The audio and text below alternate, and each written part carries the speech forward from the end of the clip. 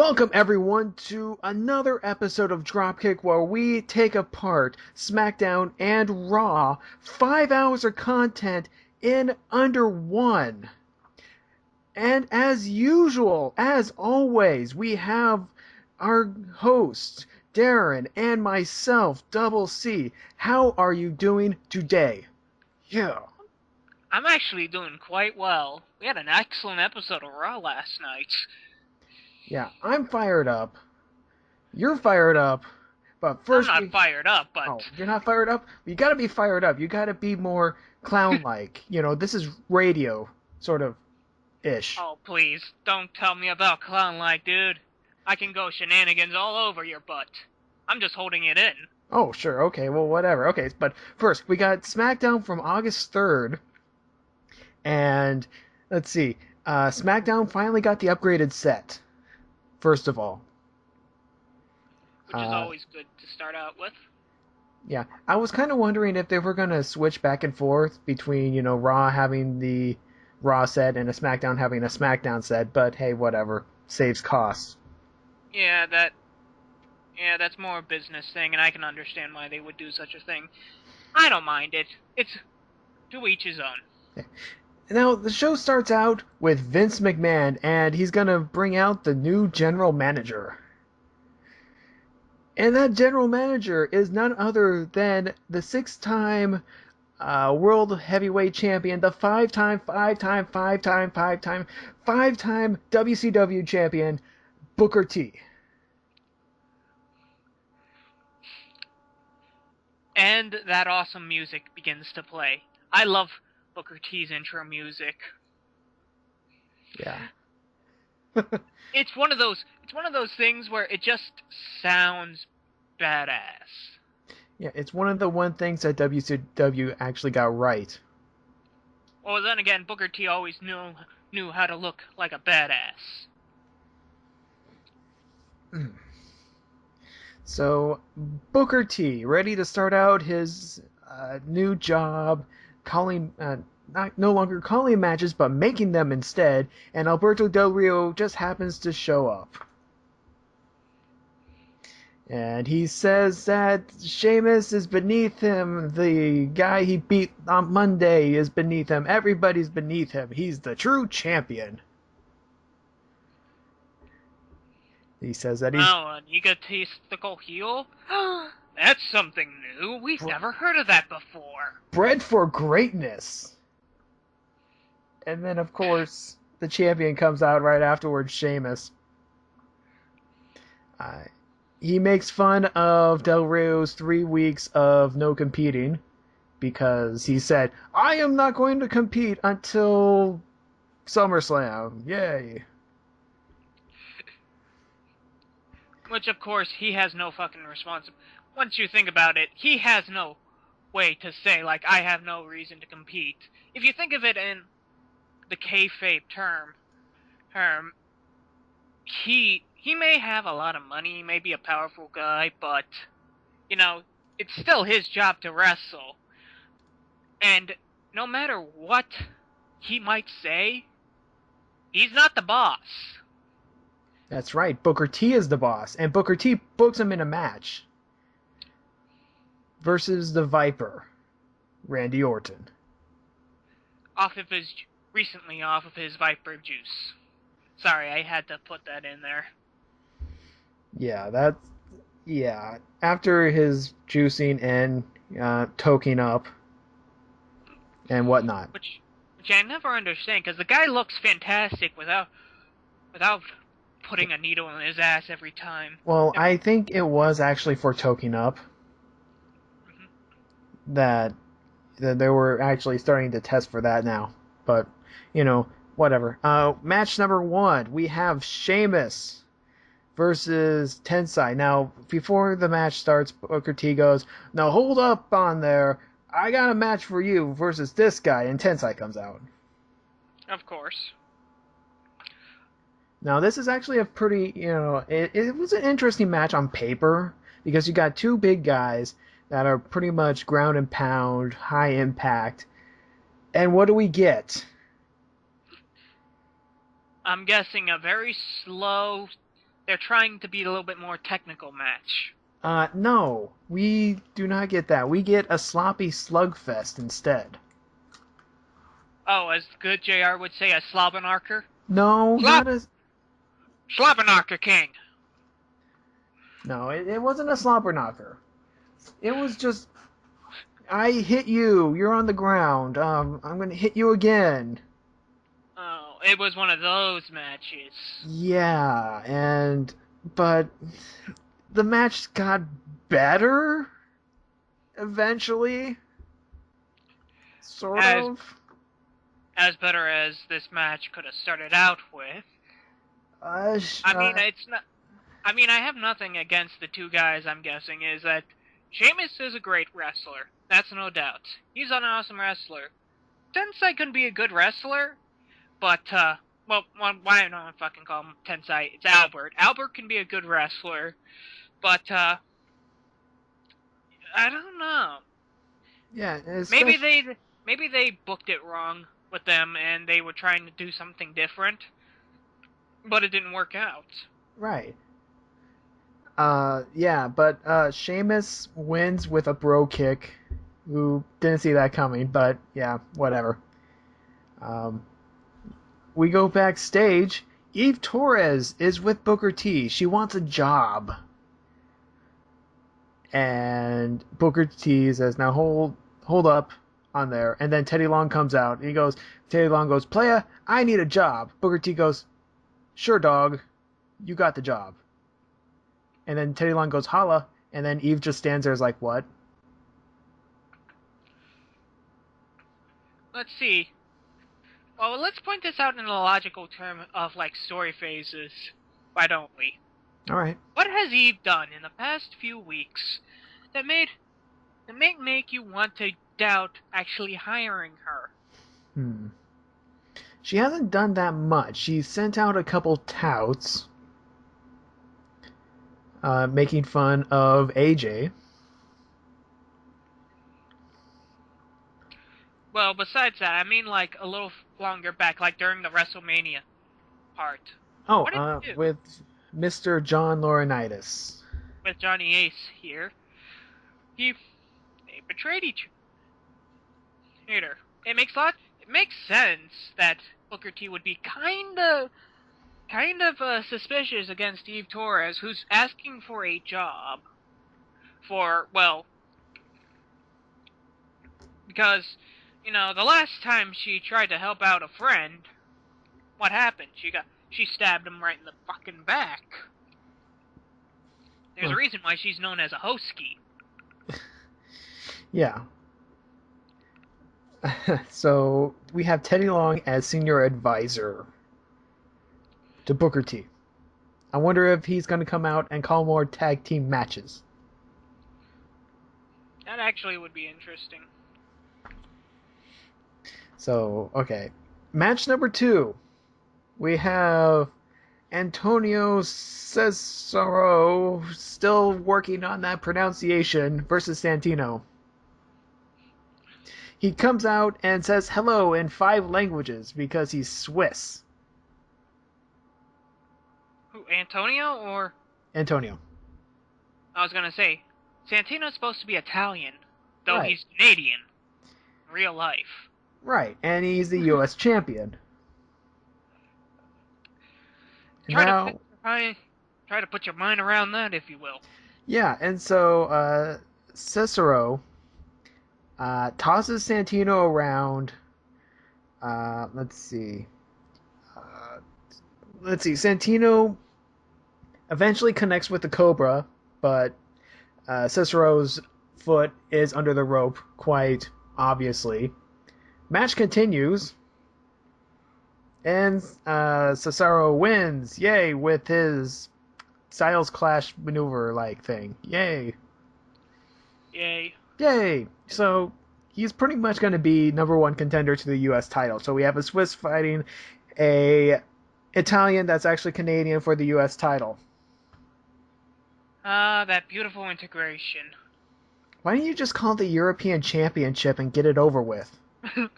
Because that's too obvious, and that would take too much work. Okay, so we have an interview backstage with Daniel Bryan. He apparently is mad at the people for chanting yes. And he has a new shirt that says no on it. He wants to stop the people from chanting yes, so he's going to say no, no, no. I don't know about this. It's goof. I really feel like it's going into kind of goofball territory, and not in the intentional way. Right. However, this reminds me of Kurt Angle. Oh, When I see he where you're was coming. when he was dealing with the "you suck." He went from "I don't suck," and then he points at his opponent, "You suck," and then "I don't suck," and whatever. So Yeah. Well, it's how you can tell he's heel or face. It was the way you could tell whether Kurt Angle was heel or face. Ace is if he was whining about not sucking, he was heel. If he told his enemies that they sucked, he was face. yeah, and then he went, "It doesn't matter what I do, the people are still going to cheer for me." Wasn't that Until you over get time? to TNA, where nobody cheers for you. No. Everybody sighs collectively. And then there's also turning down the Olympics, which everybody degrades you for. And that, my friends, is the TNA Slam of the Week. Thank you. Match number 3, we have Chris Jericho, Kane, and Christian versus Dolph Ziggler, Daniel Bryan, and The Miz. This sounds like a convenient match. You know those type of matches. Yeah, 6-man tag, put a whole bunch of people in, everybody fights. Good match all around. There's a lion tamer sighting. It's actually really rare. Now, if you don't know what the lion tamer is, it's basically just like the Walls of Jericho, except that he puts the knee into the upper back. It hurts a lot. Trust me. And it's always exciting to see the lion tamer in action. I thought you were talking about the lion salt. Oh, the lion salt was in there too, but I'm talking about the lion tamer. Personally, I'm a more fan of the lion salt because that's an awesome. Because I am a fan of those big floppy, big high flying maneuvers. Yeah. But out of all the chaos, Daniel Bryan wins with a roll up. Yes. I mean, no. I was going to correct you there for a second. It's supposed to be no now. Yes, we're supposed to be chanting no. And let's see, we have backstage in the locker room, I think it was, a Matt Striker sighting, everyone. Didn't know that he was still working there, but what did you know? Yeah, NXT is kind of like gone off to Florida. NXT has just become one of those personal things. Yeah, NXT is literally the FCW. Literally. Yeah, that makes sense. I wonder if we'll see Ricky Steamboat's kid from there. Maybe. That's one of the last things I heard, that actually Ricky Steamboat's son is a part of the FCW now. FWC or whatever it's called. Right. Yeah, you're just gonna have to get those tapes or go on to those files sharing sites that happen to have broadcasts from other states. Actually, I just go on to WWE.com. Plug there! But anyways, we have Randy Orton. He says he's happy to be back, and he's not going to go anywhere unless if he fails one more drug test. Then he's going to TNA. Yes, which would actually be... That would be huge. But as long as Orton can stay clean, he's sticking with the WWE. I see why they're gonna do that, but they're trying to keep him clean. They're trying to make sure that he doesn't go bye-bye, because losing him would be a massive loss. It's because, well, as much as people don't like Randy Orton, he doesn't have much of a persona right now. He's trying to go for crazy man, but he's a good crazy man. And he's still a great wrestler to watch. Right. Speaking of great wrestlers to watch, we have Jinder Mahal versus Ryback the second time. Alright, I was gonna comment about this when we got to Raw, but I was wondering if you noticed as well. Ryback seems to have pink eye. Yeah, he seems to have like not necessarily pink eye, but like I think a his blood one eye vessel. I think he popped a few blood vessels in his one eye. Yeah. It's like all swollen red. Yeah, there's even a sign out there that was on Raw with the redness on the eye. So it'll be kind of interesting to see if they'll actually put like a contact in there. Like a reddish contact in the future. Oh, they try to give him demon eyes? Maybe. I don't know. That actually would look pretty badass. Yeah, he popped his blood vessel so many times that his eye is permanently red. Hell, it worked in one manga I read. And as we all know, cartoons are real. Yes, it's still real to me, damn it. Fifth match. We have R-Truth versus Darren Young. Now on Raw, they had a similar match where you made that comment, and we had Kofi Kingston versus the other guy, Titus O'Neil. That's right. So this is like the other tag team partner versus tag team partner. Yeah, it's pretty much the two tag teams right now facing off at one another, but it's just a singles match. You know, it's convenience for tag team partner convenience sakes, if you get the understanding. Right.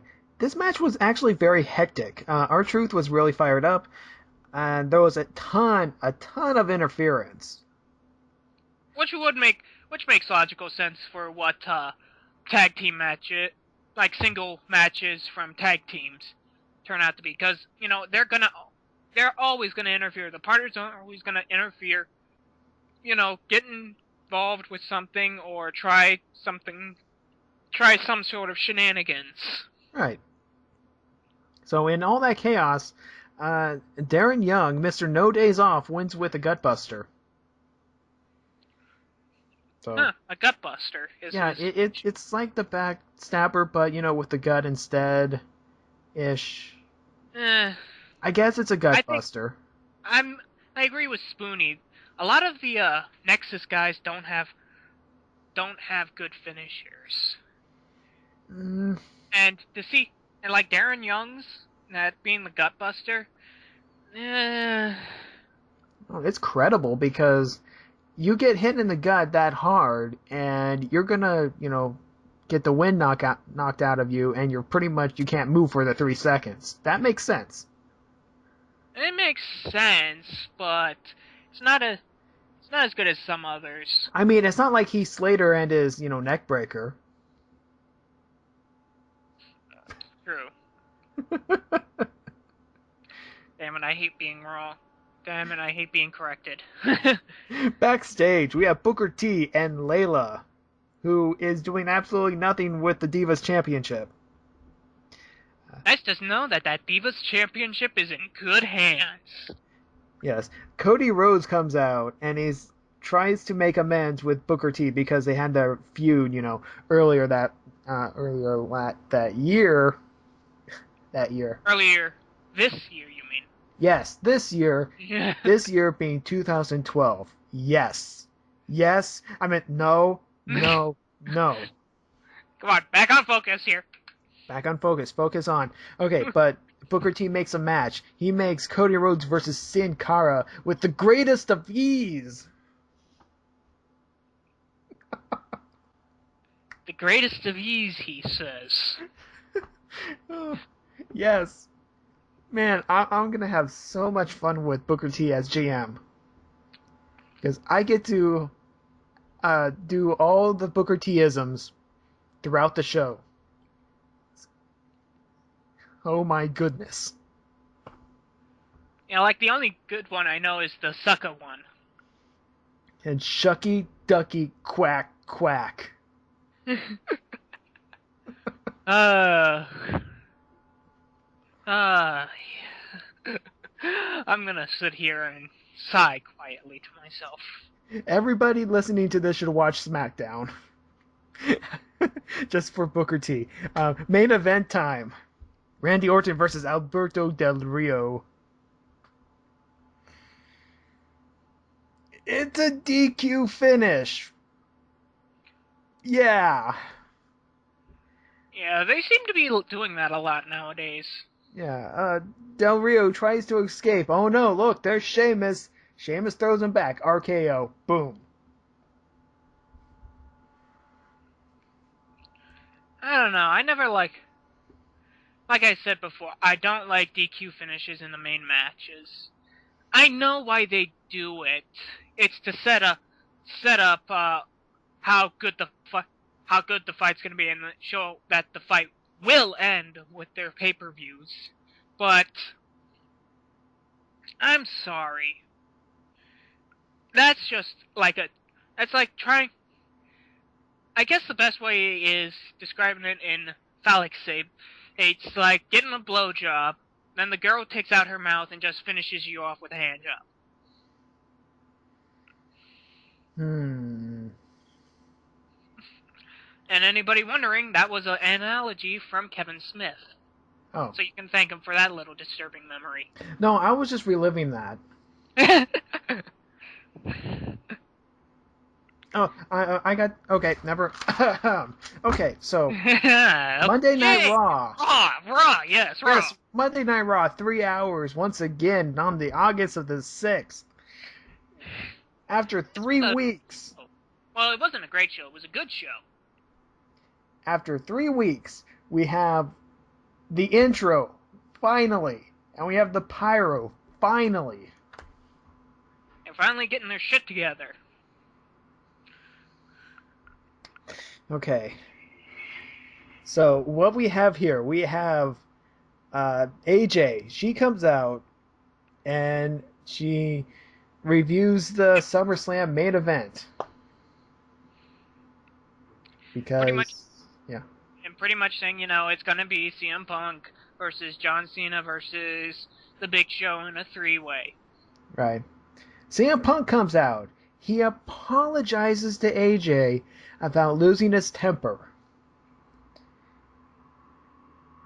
But then continues to plead with her to change the main event. Yeah, Punk's turned heel. Yeah, it's heel, but there's no way around it. He's pure heel at this point. Yeah. John Cena comes out. He says you have to earn respect as the crowd starts chanting, "Let's go Cena, Cena sucks." Yeah. And then they start blaming each other about why it's a triple threat.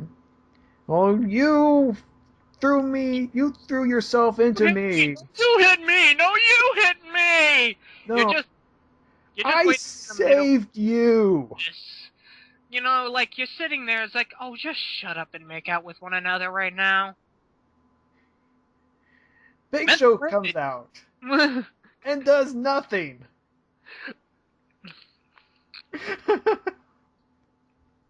Speaking of 3-ways.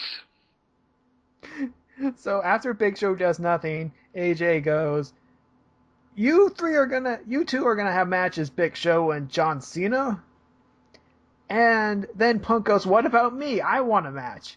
Then AJ goes, okay, we'll let the Twitterverse decide. And one commercial break. To be quite honest, I was on my laptop at that time, right, finishing a script. So I can see why people are doing the whole Twitterverse thing nowadays. Yeah, and I was in the middle of a game, so that's kind of difficult for me to do. And besides, I'm on the West Coast, so it doesn't matter anyways. Well, it doesn't matter for you, but I'm on the East Coast, so it matters for me. Ha-ha! Ah. Okay, so we have a choice between Rey Mysterio, Kane, and The Miz. And we all know who it's going to be. What, is it going to be Kane? Yeah, it's Kane. No, it's Rey Mysterio. Rey Mysterio versus CM Punk, match number 1. Rey Mysterio coming out with that weird outfit. I know, it's... I think they're too over his new outfit that it's more reminiscent of his old, of the, of his symbol in his name. I guess maybe they're doing the full circle sort of thing because they know that Mysterio is gonna, eventually retire. Maybe.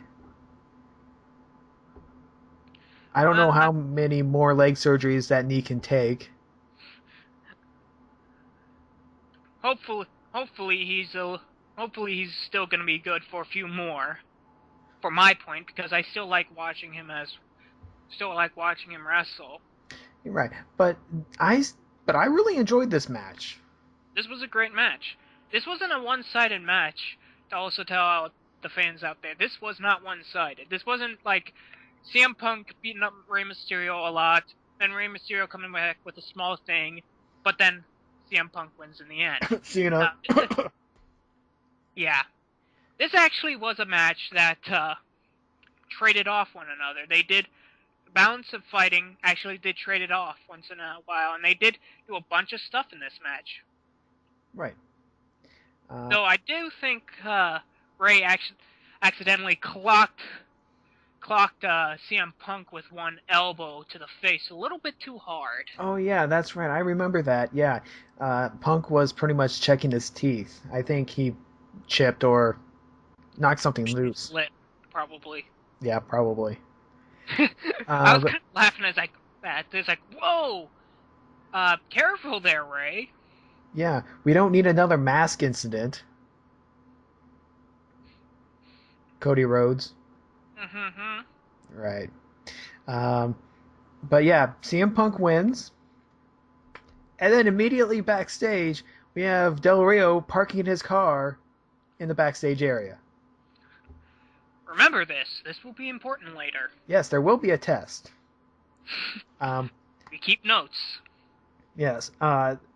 We do have a what's the word? It's not a video package. It's a promotion. There's another word for it. A video promo, I think it is. Right. That's the best way I can describe it. Right. Anyways, we got Wade Barrett coming back. I'm liking what they're doing with his new gimmick, giving him a backstreet brawler feel to him, which actually does fit with Wade Barrett a lot when you know about his backstory. It's like he's actually a very highly rated pugilist fighter back in England. Yeah, and the best part is that I get to say Barrett on the air a lot more. I'm Wade Barrett. And the Barrett Garage. And that will actually be interesting to see if they switch up his new finisher from that Wasteland to like a combination knockout punch set, sort of like the Big Show. And I also wonder if they're going to change his entrance song again. Theme. They can't. You gotta find something that works sooner or later. I don't know. The core one worked pretty good, in my opinion. But that was just a debauchery altogether. Especially with the theme, because they had like 8 different themes, one every week, until they finally settled on one, and then the core disbanded. Yeah, that's the sad part of it all. Right. Okay, so let's see. What's next? Backstage with AJ and Alberto Del Rio. Del Rio says he's not going to wrestle. AJ says, yes, you are. And it's next. Oh, and Shawn Michaels is gonna come tonight. Hooray! Because it is actually Shawn Michaels Appreciation Night. However, it was not billed, it was not advertised on TV or anything like that. It was actually a local promotion. Yeah. You would figure that would be a center point. But I guess they're trying to get away from, like, promoting, like, oh, we're gonna show Shawn Michaels here. Saying, like, no, we're gonna show wrestling first. Which makes logical sense. Yeah. Like, it's an added extra good snippet that you get to see Shawn Michaels again, but it's not the main focus. Right. I think WWE's learning, which is scaring me. What? Okay, so we have Del Rio versus Christian in a match that I couldn't really pay much attention to because I got distracted. Lucky for you, I actually was paying attention to this match. Okay, then take it away. This was pretty much a mix-around match. A lot of trading off, I guess would be the word, but in the end, you know, like, it was a job match for Alberto Del Rio. In the end, though they didn't actually job him out as quickly as most times they do it with him, there actually was a bit of a fight. There was actually a bit of a fight, and there was actually a bit of a scoring around, which was very fun to watch.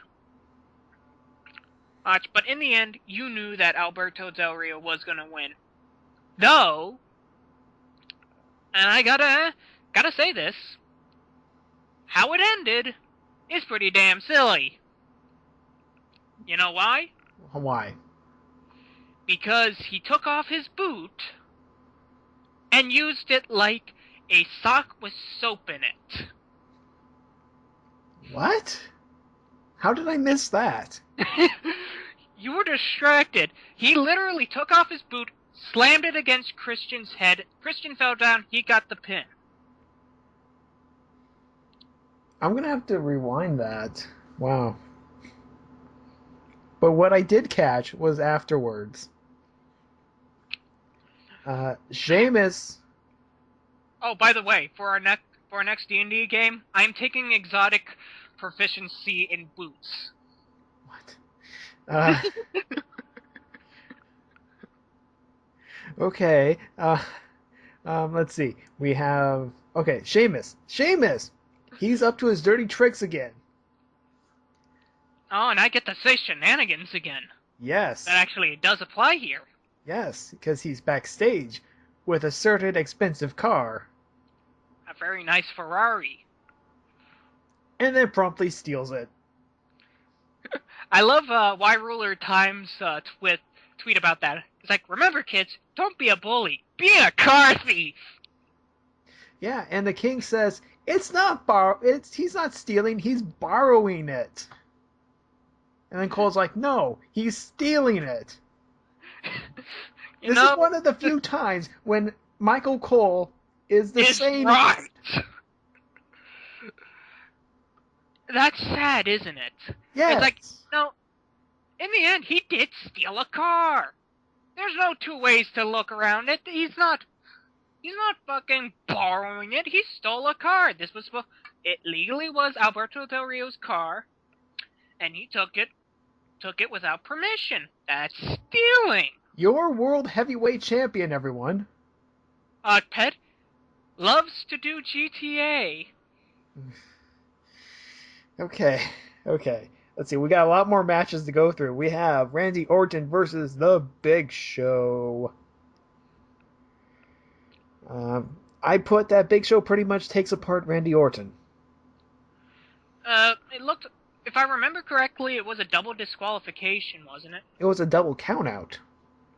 Oh, because they were just beating the shit out of each other outside the ring. Right. And then Big Show pretty much did his big spear thing on Orton, and they couldn't get back into the ring because the ref was at like 8. So, double count out.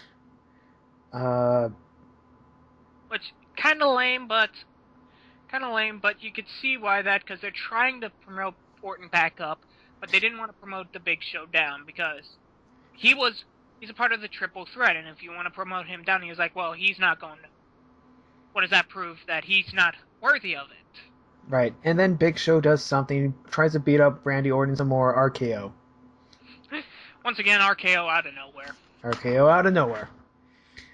It's like he has that just programmed in his head. He can pull an RKO right out of his ass anytime.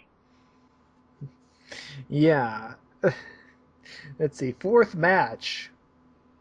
We have Ryback versus both Tyler Rex and Kurt Hawkins in a handicap In a match. handicap match. Not tag. But they were tagging in and out. Yeah, it was a tag handicap match, which you don't see that often nowadays. No. Especially with Ryback because he's pretty much been doing 2-on-1s. And it makes logical sense for why they want to do this, promoting Ryback as pretty much a big motherfucker. Right. And Ryback gets the victory because he's Ryback. And he Yeah. needs to be fed. He wants more. He wants to be fed more. Sometimes the joke is way too easy to make, so I'm just not. Okay, well, let's talk about other jokes. We got Epico and Primo versus the Primetime Playas. Oh, that is a very funny joke. Um, in the middle of it all, Primetime Players try to leave at the very end, but Kofi and R-Truth, they interfere. They don't really interfere. They distract. I'm doing air quotes because this is not video.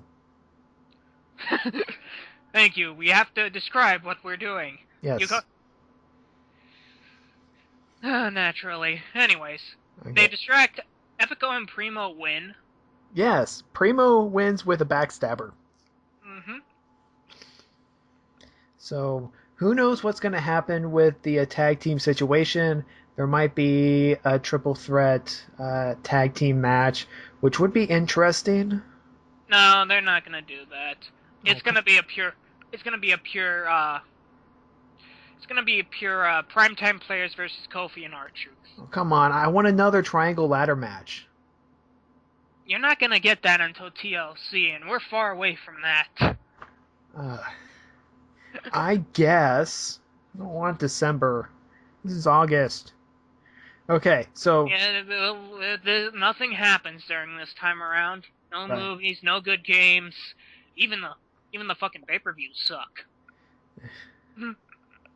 So we have Damian Sandow. He says that he's gonna start purifying the locker room against bad gimmicks. So he's gonna have a match with Brodus Clay that doesn't turn into a match. And I'm gonna quote here. He's going to destroy dancing because dancing is intellectually inferior. Yes, because the waltz has never been something that intellects like to do. Are you kidding? That's pretty much the most dirtiest dance of all time. Yes, right next to the samba. Oh, I can't believe you actually mentioned that one. Okay, so back on track. Sandow pretty much destroys the knee. He puts it on the stage and then he slams his foot into it, and It pretty much looks like it's curb stomping a knee. That's the best way to put it. yeah, Instead of him biting the stage hand with his head, he's putting the foot up. It's the best way to describe it. It's curb stomping, but they try to make it look like it's really hurting, and it's terrible. It's like breaking his knee, but somehow it doesn't work to me because you can see easily he slides it away. Rhoda slides it down. right. But as someone who kind of has knee problems, it's pretty bad. It looks painful. Yeah. Let's see. AJ is backstage with Daniel Bryan. Daniel Bryan says that when he defeats John Cena, he's going to be in the championship match. Then AJ goes, what? No, he isn't. No, he isn't. That's simply just it. It's just no. No. No. You're going up against Kane because it's Kane. Because he and you don't have anything else to do, and you've been beating the shit out, and he's been beating the shit out of you last week. So there you go. It's either you go up against Charlie Sheen or Kane. I would pick Kane. I would choose Charlie Sheen just to see the shenanigans happen. Yes, however, you do know about the celebrity advantage. Yeah, right. So you would have better chances with Kane. Yes, a coked out maniac can somehow win against a guy who used to be the WWE champion. Put that in perspective, David Arquette.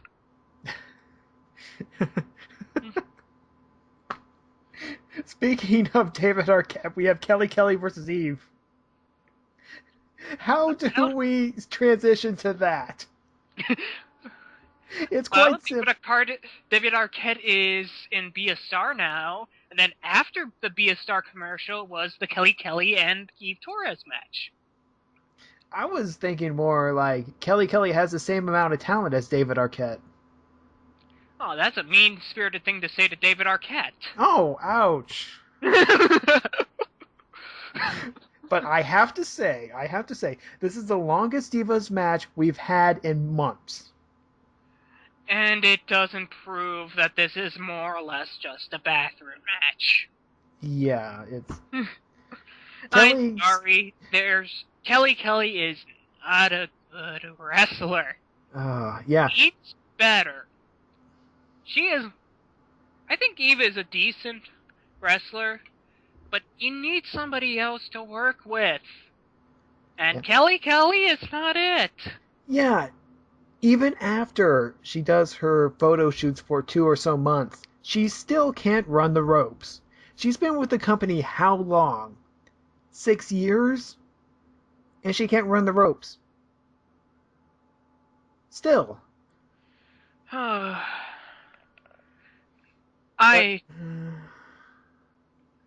try to ignore it, but you can't. You can't. And Kelly wins because the blonde wins. I don't know. Because she's a good girl. Yeah, she's a good girl. Yeah. Yeah. Oh boy. Okay, so here comes one of the big parts of the night here. Okay, Shawn Michaels. He comes out. He goes, "It's great to be back." Da da da da da. He talks about the upcoming match because Triple H is in it. Brock's in it. Brock comes out with Paul Heyman. Heyman says that Brock wants to fight.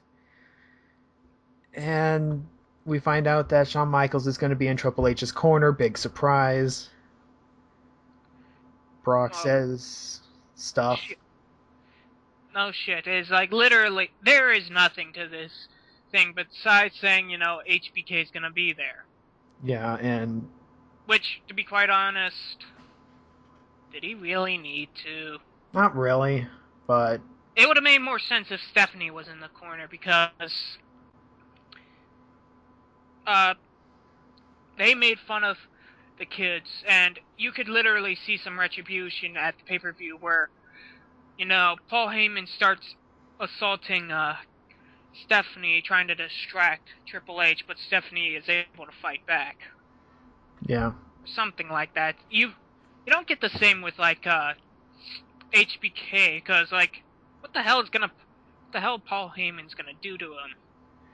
HBK can just fucking kick him in the face, and then that's over with. Yeah. Super kick. I just kick Heyman.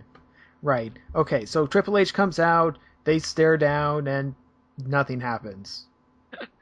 Brock says that he's going to see Shawn Michaels earlier than SummerSlam. We'll see about that. Seventh match. I think this is what we call foreshadowing. Yeah, foreshadowing. Yay! Seventh match of the night. Wow, we're up to 7. Okay, this Dolph is more Ziggler. Interesting than anything else so far. How many matches have we had this night so far? 7. Yes, 7. This is precedent because normal WWE is too busy goofing about to have matches. But there's 7?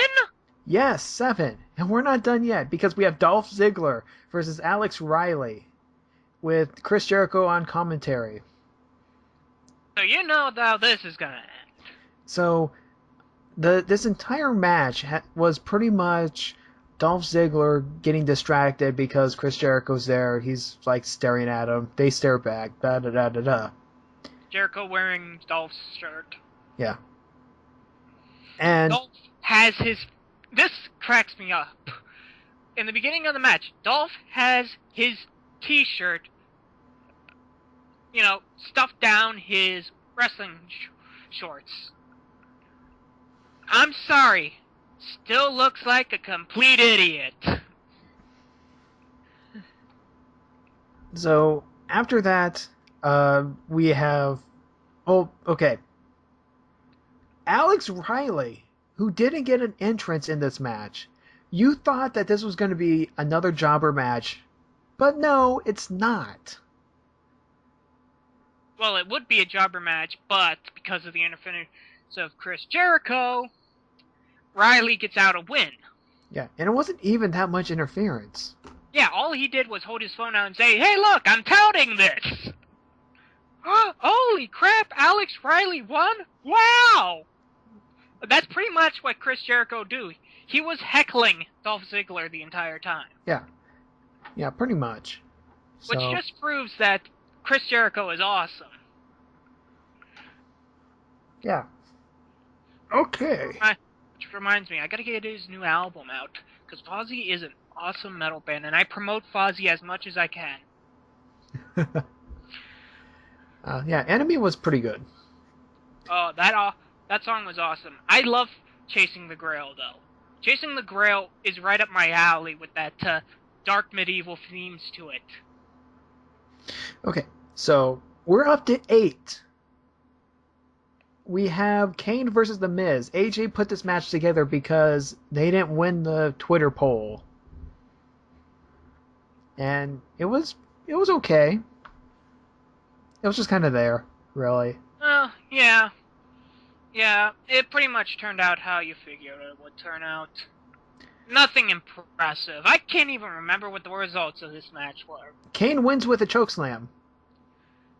Yeah, that's like, this was just a filler wrestling thing. It had no purpose.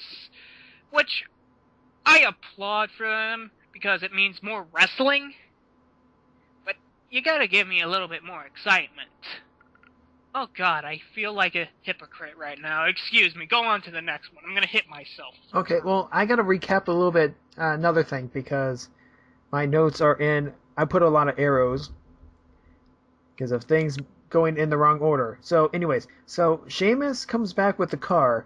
He did a couple of touts where he was driving the car around San Antonio. He got food, he visited the Alamo, did all these other things, and he comes back with a car that's absolutely trashed. It's got, like, mud everywhere, got branches, a road cone. Trashed as you can trash a $50,000 car. These things are... A Ferrari is an expensive car, even for just renting. Yeah. Even just for renting. And this thing... It literally was all of the damage to it was purely cosmetic. There was no body damage. There was no scratches. It was just mud was flinged on there, some trees in the front, a cone in the passenger seats. I mean, it still gave off the same effect. Right. He had a fun time with this Ferrari. He went Ferris Bueller's Day Out with this Ferrari. Yeah, he did. So, we have the 9th match of the night, your main event. We have John Cena versus Daniel Bryan. Now, in this match, we once again show that John Cena has a hard time actually wrestling. Because Daniel Bryan pretty much handed John Cena his ass on a silver platter throughout 90% of the match. Yeah, this pretty much was the typical John Cena match for what a Raw match would be. Now, I do have to point out that I love it when Daniel Bryan argues with the crowd. Oh, that was awesome. Especially the spot with the refs. Oh, with the crowd with the refs. Yeah, the cosplay refs. And he's just yelling at them, no, yes, no, yes, oh, yes.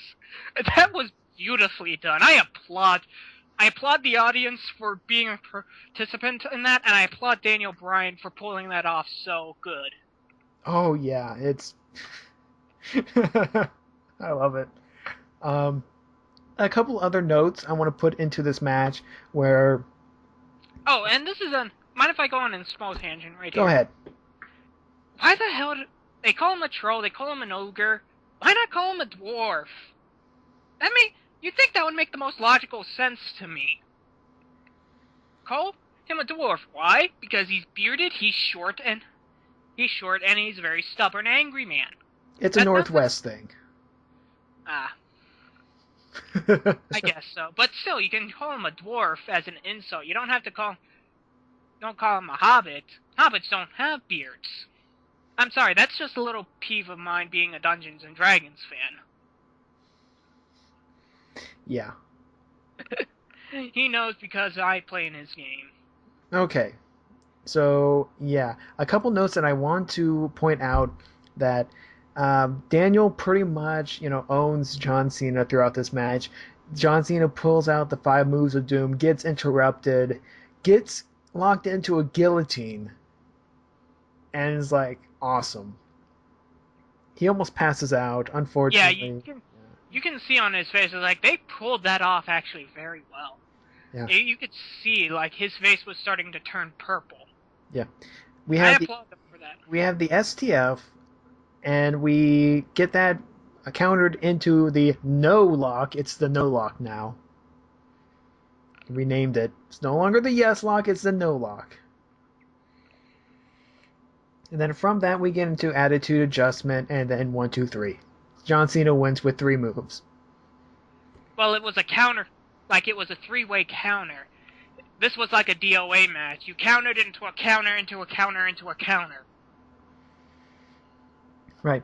CM Punk immediately comes out with the championship. He holds the championship in the air like he did last year around this time. And then Big Show comes out. It's John Cena's Big Show fight. CM Punk gets on the headset. And pretty much tells the world, yeah, I'm going heel now. It's time to show people time to show people that they need to respect me. I've had people walk all over me, yada, yada, yada. Just true. pretty much just fully out saying, like, I'm the bad guy now. Yeah. I'm the bad guy, yet I'm still the best wrestler in the world. Hey, Punk, even when Punk goes heel, he's still a good wrestler, and that's worth seeing. Right. And people are still going to cheer for him.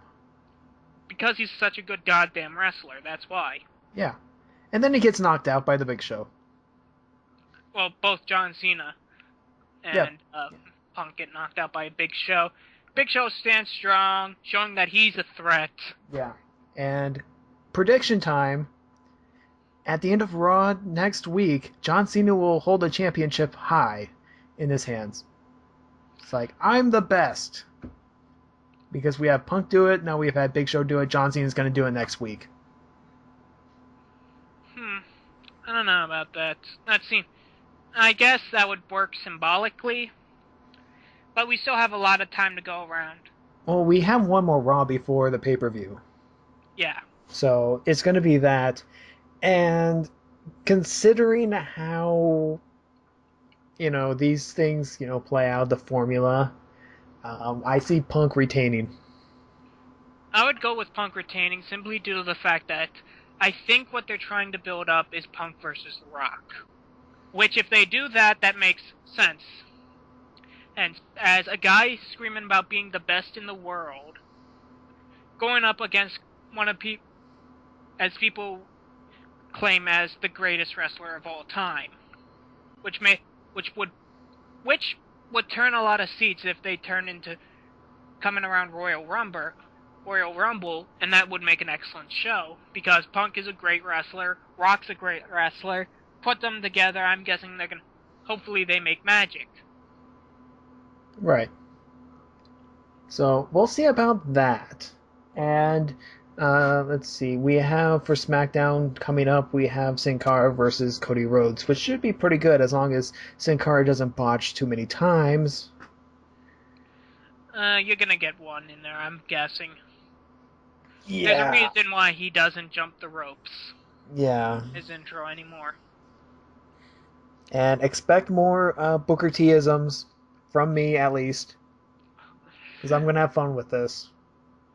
This is gonna... You're gonna have to suffer with me, people. I apologize. But yeah, that's next week. That was this week, and we'll see you next week, because we are out of time. Already? I know. It's almost been an hour.